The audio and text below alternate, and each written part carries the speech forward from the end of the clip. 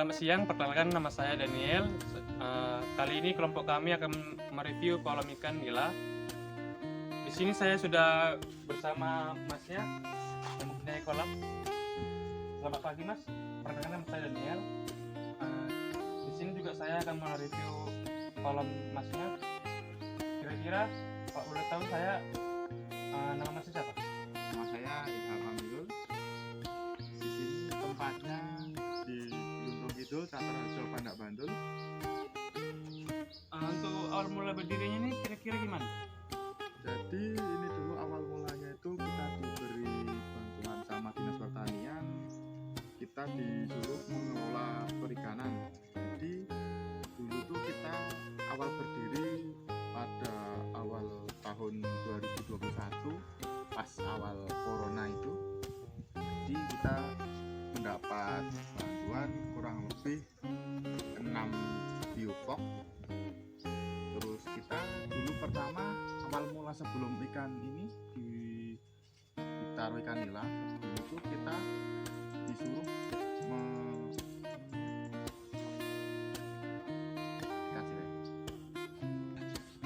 jadi dulu kita tuh sebelum ikan nila, dulu kita disuruh oleh Dinas Pertanian dan dikasih bibit ikan lele. Dulu tuh ikan lele tuh yang dikasih itu kurang lebih sekitar 10.000 bibit ikan lele. Tapi saat dulu kita membesarkan ikan lele itu sangat banyak sekali kendala. Kira-kira untuk perawatan sendiri itu mas gimana caranya? Jadi untuk perawatan ikan nila itu sangat mudah mas. Jadi yang penting kita tidak boleh telat penggantian air, terus pemberian makannya tidak telat, terus pemberian makannya tidak terlalu over. Jadi untuk pemberian makannya untuk takaran ikan yang masih kecil-kecil segini mungkin 1 bulan tuh cuma menghabiskan setengah kilo aja. Untuk perharinya kita memberi makan 2 kali dalam sehari. Terus setiap pemberian makannya cuma kurang lebih kalau ikan segini paling cuma 2 genggam tangan aja mas. Terus kalau untuk ukuran ikan yang seperti yang situ itu yang udah agak besar-besar itu mungkin per harinya itu bisa menghabiskan kurang lebih 1/4 kilo kalau udah lumayan besar. Untuk pakan sendiri tuh kira-kira sebulan habis berapa? Kalau untuk makan relatif murah sih mas. Untuk per bulannya itu untuk 6 kolam ini kita cuma mengeluarkan kurang lebih 2 kilo aja mas kalau untuk sekarang mas. Karena ikan di sini tuh masih tergolong relatif masih kecil-kecil, besar cuma beberapa kolam aja mas. Dan kita kan memberi makan nggak cuma pakai pelet aja mas. Jadi ikan nila tuh nanti kita bisa kasih makan pakai kangkung ini, terus pakai daun talas, daun pepaya. Jadi ikan nila tuh mas, ramah lingkungan lah mas. Ini berguna juga untuk pakan mas? Iya mas, ini kan sebagai seumpama ini kan kangkung ini sebagai camilan mas. Jadi seumpama kita telat memberi makan atau ikan itu masih lapar, itu pakai kangkung ini mas. Ini kan juga ada daun talas juga mas. Ini juga punya buat memberi makan ikan nila-nila itu mas. Terus kalau ikan nila itu kalau diberi hijau-hijauan terus airnya udah mulai hijau itu ikan nila itu perkembangannya lebih cepat mas, lebih besarnya lebih cepat mas. Begitu ya, untuk kira-kira cara penjualannya itu gimana? Kalau untuk penjualan ikan nila itu sangat relatif mudah mas.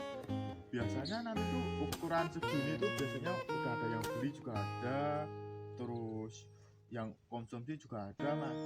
Kalau ukuran masih segini tuh masih murah mas. Kalau segini tuh biasanya kita menggunakan pakai cepuk mas. Jadi 1 cepuk itu harganya 10.000 mas. Cepuk itu kira-kira Cepuk itu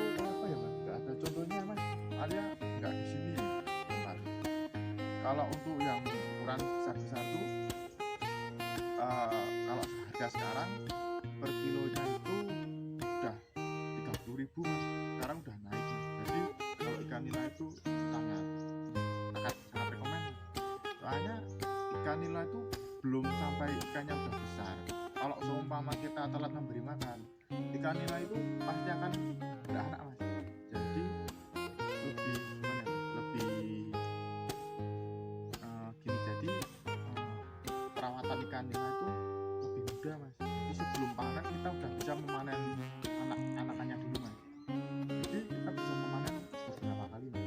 Tapi kekurangan ikan nila yang masih kecil udah beranak, itu ikan nilanya tidak bisa besar mas. Oke, Mas. Untuk keuntungan sendiri itu gimana? Berapa? Kalau biasanya kalau untuk keuntungan satu billbox ini kurang lebih kita bisa untung untuk hasil bersihnya ya mas. Untuk bersih biasanya satu kolam bisa 1 juta. Untuk kotornya mungkin kita bisa 1,6, tergantung hasil panen juga sih. Soalnya hasil panennya itu tidak menentu. Nah, ini deh, Mas. Iya. Untuk dampaknya bagi masyarakat kira-kira ada nggak mas? Kalau untuk dampak dari masyarakat menurut saya enggak sih mas, tapi dampak positifnya banyak mas. Kira-kira Karena itu untuk dampak positifnya itu kita kan awalnya di sini kan nggak ada kolam-kolam, terus adanya billbox ini, terus ada kelompok perikanan ini, warga di sini banyak yang ikut beli billbox ini mas, dan mereka pada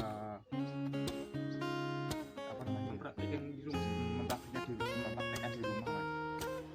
Banyak yang berhasil di sini, kurang lebih ada 8 yang udah buat dan yang udah sukses, kurang lebih 7 orang. Iya. Kira-kira kendala atau masalahnya di pemeliharaan ikan ini gimana? Kalau untuk kendala cuma saat musim hujan mas. Jadi kalau ikan nila itu kalau ada hujan itu terkadang ikan nila itu stres mas. Terus ada air hujan itu kan banyak ikan nila yang jamuran, terus telat penanganan, banyak yang mati mas. Tapi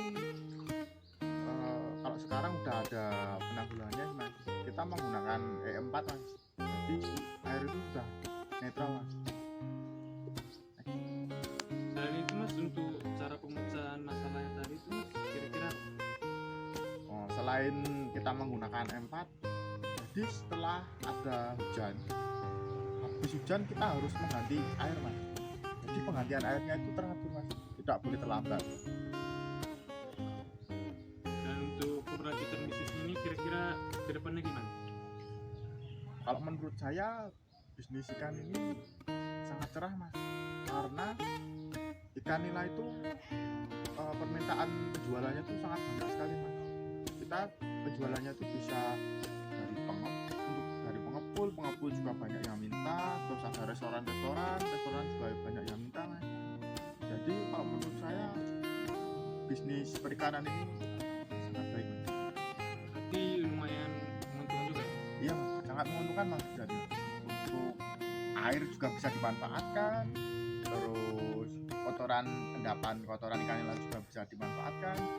Untuk air sisa ikan nila kan nanti bisa kita gunakan buat penyiraman di toga mas. Kan ini kan juga ada toga mas. Jadi sembari kita melakukan pembibitan ikan dan pembesaran ikan, kita juga budidaya toga mas. Iya. Jadi air itu tidak terbuang sia-sia mas. Kurang lebih seperti itu. Ada lagi ya kan? Kira-kira segini aja mas. Iya mas. Dari saya terima kasih mas. Untuk selanjutnya ada apa lagi mas yang mau ditanyakan? Untuk selanjutnya ada pertanyaan lagi mas, atau mau lihat jadwal? Boleh mas, saya mau lihat kalau juga mas. Silakan. Untuk ini kira-kira apa ini mas? Ini adalah sistem pembuangan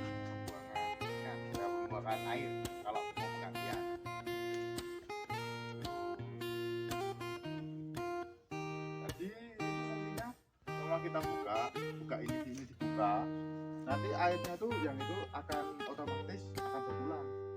Jadi pembuangannya itu lebih mudah mas, tidak harus menggunakan diesel mas. Kalau zaman dulu kan kita mau menguras kolam ini kan harus menggunakan diesel mas, tidak menggunakan kolam ini.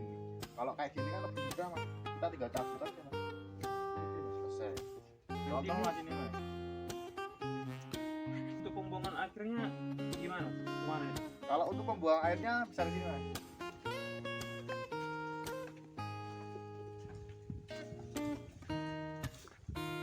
Mana air mas?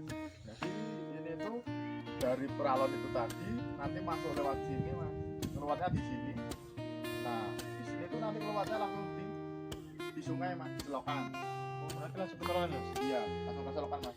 Jadi fungsi ini tuh sebagai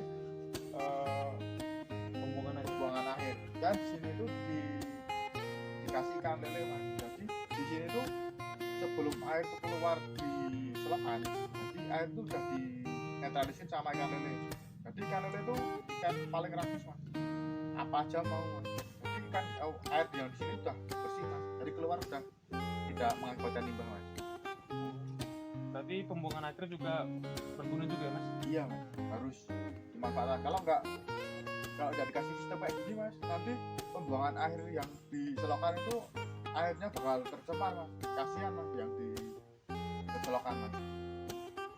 Kalau kita bilang ya, kita bisa bikin mas, bilang mas. Saya mau melihat, coba yang bisa mas? Bisa, ayo mas. Oke kan.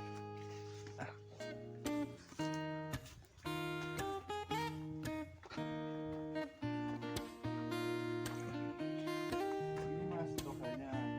Di sini ada. Sini Om.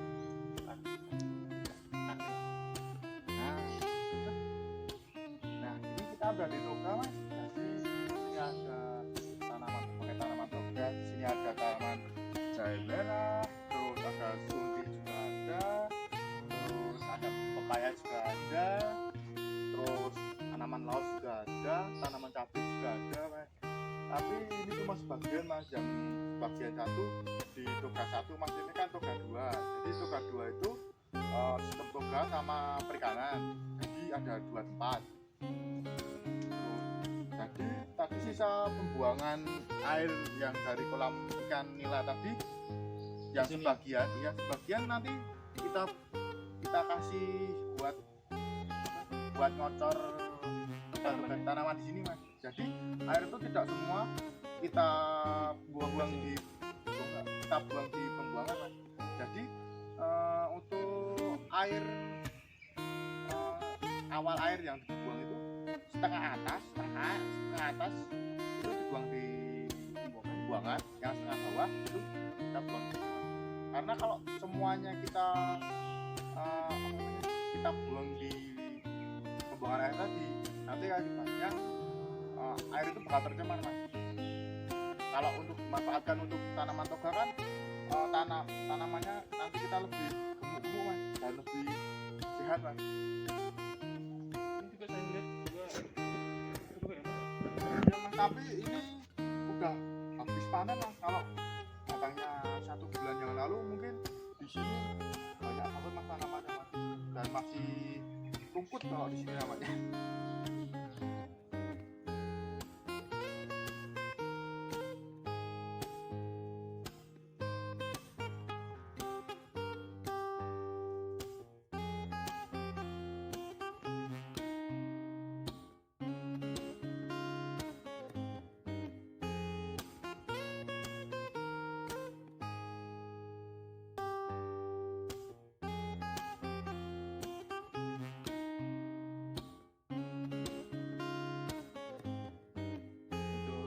Dari saya sekian mas. Terima kasih mas.